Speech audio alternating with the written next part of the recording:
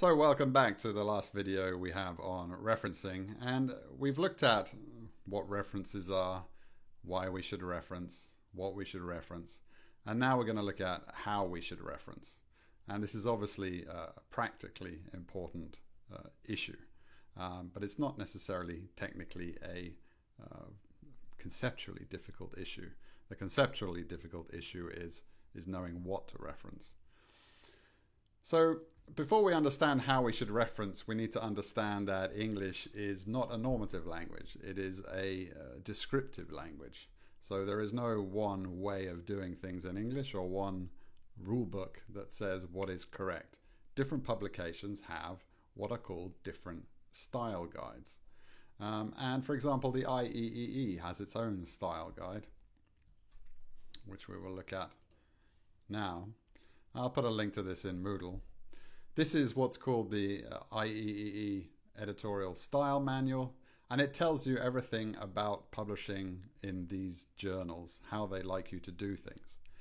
If we go down to page 5, we'll find that they have information about editing references, and they will explain what kind of referencing system they prefer. And as you can see, they like to have individual numbers in square brackets, and there are many different ways to do this.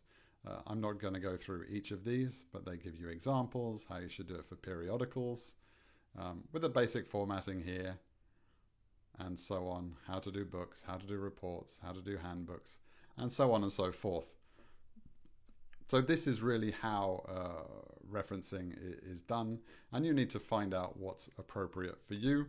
I'd say for computer science, this is pretty good, which is why I've given you the example.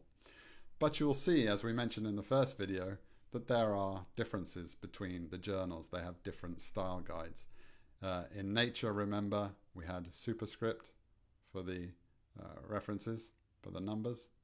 And remember that in the, let's just go to the top here, that in this Arxiv paper, they had the square brackets, but they had the numbers for the references inside the square brackets. There can also be differences when you go down to the bottom in the way that they format these references at the end.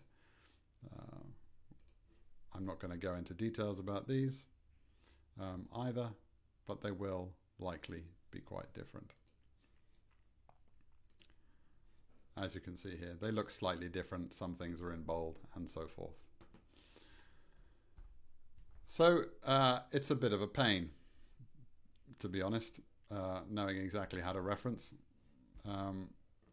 Fortunately, there is a program to help you called RefWorks, and everybody from the University of Helsinki has access to an online version of RefWorks that makes this whole process much easier. If we go to the new RefWorks guide here, again, it's at libraryguides.helsinki.fi, but I'll put the URL again in Moodle. They have many videos here which explain exactly how to do this. I'll just show you quickly how easy it is. So once you have your RefWorks account, you can keep your references in certain folders, and there's easy ways to import references here. But let's just assume that I've used, well, let's say I've used all 4 of these references. These are all journal articles in my paper, and I want to create the bibliography. I can literally just click Create Bibliography. I'm going to create the bibliography here, and it's going to create it for me from those references. And as you're doing research for a master's thesis, for example, you will be accumulating a long list of references. If you just put those into RefWorks, then everything becomes much, much easier. This is in the IEEE style, but RefWorks will put it into all kinds of different style for you. Chicago is a famous style as well, but we're not going to use that. I'd recommend using IEEE. It's the most common for computer science. This was obviously a very quick overview of how to reference, but this really tells you everything you need to know to get going, and the links are in Moodle. So I hope this helped.